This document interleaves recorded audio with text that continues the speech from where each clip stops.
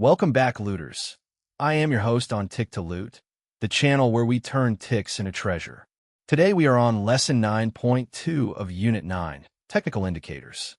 In this lesson, we're going to cover moving averages, including simple moving averages and exponential moving averages. By the end of this video, you will understand how to use moving averages to identify trends and find support and resistance levels. Let's get into it. So what is a moving average? A moving average is a line on a chart that calculates the average price of a security over a set number of periods. It's like a smooth line that shows the overall direction of the price.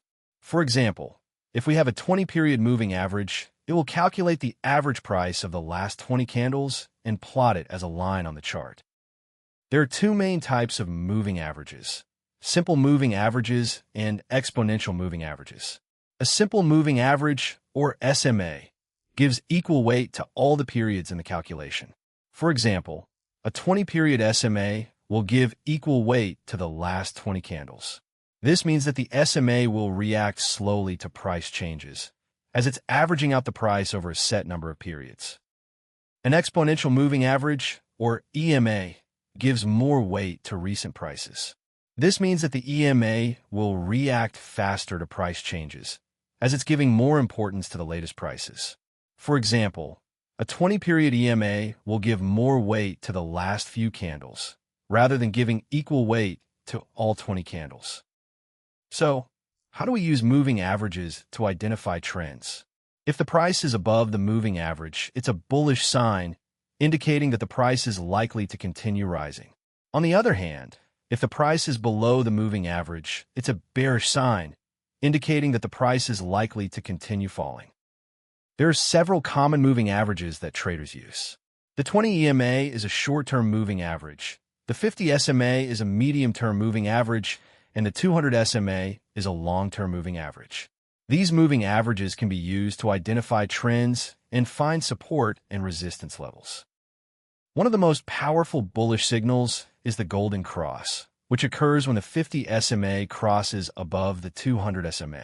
This indicates that a short-term trend is reversing and the price is likely to continue rising.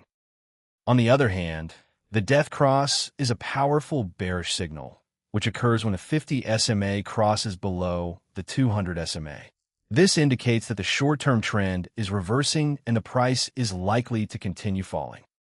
Moving averages can also act as dynamic support and resistance levels. When the price is trending, it will often bounce off the moving average, as it's a level of support or resistance. For example, if the price is trending upwards, it may bounce off the 20 EMA or 50 SMA, as these levels are acting as support. Finally, moving averages can be used to create a crossover strategy. When the fast-moving average crosses above the slow-moving average, it's a bullish signal, indicating that the price is likely to continue rising. On the other hand, when the fast-moving average crosses below the slow-moving average, it's a bearish signal, indicating that the price is likely to continue falling. That is everything for Lesson 9.2, Moving Averages. If this helped you, smash that like button and subscribe to Tick to Loot so you never miss a lesson.